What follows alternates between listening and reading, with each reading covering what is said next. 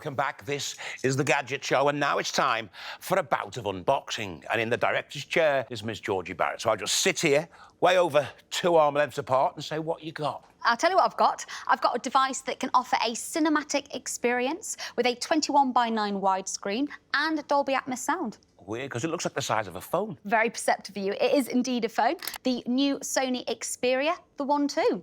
Check your mic, 1, 2. The 1-2, no, that is the name of it. Or probably more accurate, the 1 Mark II. Should we have a little look? Count me in. See, 1, 2. Very good. Please stop. Hang on. I'll give you some more numbers. So it's Sony's first 5G phone, and it costs £1,100.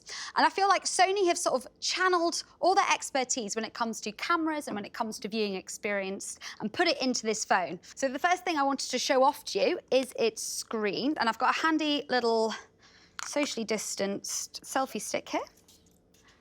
So you can check out the really lovely 21:9 widescreen. It is a 4K HDR OLED screen. It also has 2 front-facing speakers on the front, Dolby Atmos. Looks lovely. And something that you guys can't feel, which I actually get the vibrations through this selfie stick, is that it has haptic feedback. So it sort of feels like you're in the cinema. You actually get the vibrations of the sound. But what's the camera like? The camera is really good on it. It's got the same technology that Sony use in their Alpha 9 series. So it's very much sort of aimed at a camera enthusiast. So, John, I believe you've actually already had a little tinker with it this morning. It's been very interesting. I mean, you notice, first of all, that there are 2 dedicated Sony Pro apps in, one for stills and one for video, and they've obviously worked hard to get a sort of camera interface on a phone. So you can choose your mode there, program, shutter speed, change exposure, focusing points, all that sort of thing. They worked pretty well. I went out with Craig earlier. Certainly did. Round the corner. Yes, and, up against the wall. up against the wall. Some of the results, I think, came out quite well.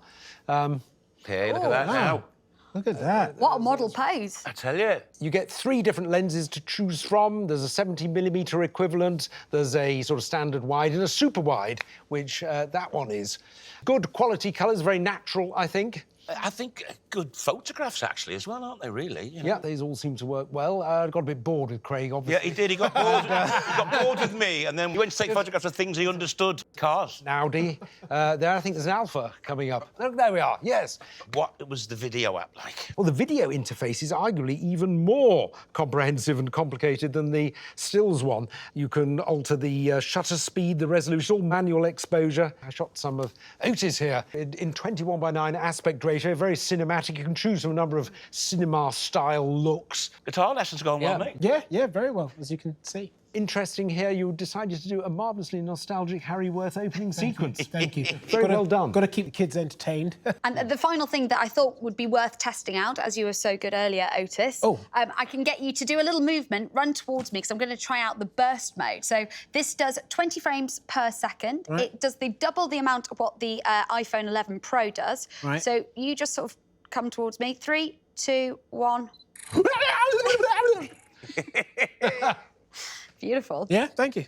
Thanks. Oh, gosh, now I have 1,000 photos of you to choose from. Making dreams come true. I That's what I know, do. look at that. OK, so, in summary, Georgie, have Sony achieved their desire to become the photographer's phone? You know, I think a keen photographer would love all the functionality of the apps. However, when it actually comes down to the camera, I'm not sure if you'd be swapping out your iPhone 11 or your S20 for it. It's definitely not way above the cameras. OK, thank you.